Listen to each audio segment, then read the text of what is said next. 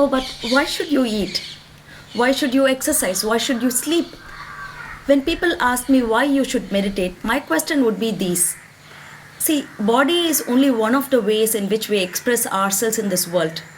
The two other things where we make our presence felt is through our speech, and then we make our presence felt through our mind, the way we perceive the world and the way we express our speech or use our speech to communicate how we experience the world. But an average human being, they expend so much effort into cultivating the body.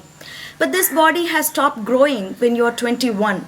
You cannot influence the color of your skin. Maybe you can just put some creams. You cannot make it grow taller or make your hair, thicker or whatever.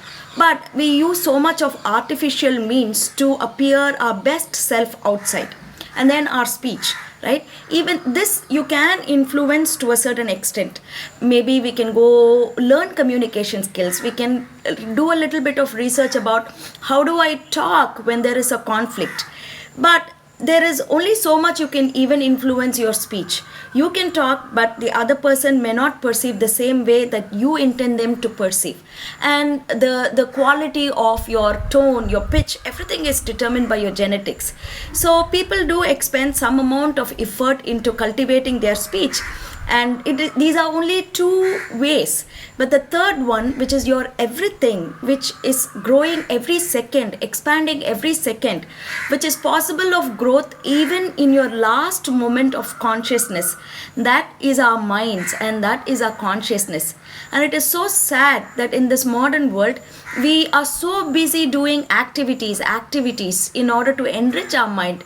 But the mind is not going to be enriched by yet another activity. It can only be enriched when it really takes a stand back from its own self and it observes its thought processes, the pattern in which it is making decisions, the reason why it only has certain types of people around and not the other type of people around. To examine if I am going through a stagnated period of consciousness or if I'm really growing.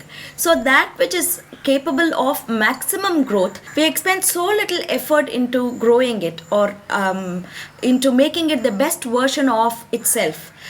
If at all we do expend effort, it is most often through willpower. But the thing is, the mind is like any other part of our self. If you need great muscles, you need to exercise your physiological system regularly and train it regularly. I'm not going to just wake up one day and use my willpower and have great muscles. No, willpower can only take us to a certain extent. Just the same way, if we want great emotional states, great states of mind, peace and calm to live our lives with, it's not going to happen through willpower. You go through a crisis and then you suddenly will yourself into a state of peace. No, it's not going to happen. You need to train it regularly, consistently, and the way to do it is meditation. Not just any meditation, but a meditation that will help you become powerfully conscious about your own self and to make correct decisions as challenges come to you from the environment from all sides. And in case if you're interested in learning it properly and continue it without dropping after the third day or the fourth day of your sadhana, then I would suggest you learn it properly. Mindfresh Training teaches meditation workshops which will last for 21 days, which you can do from the comfort of your home.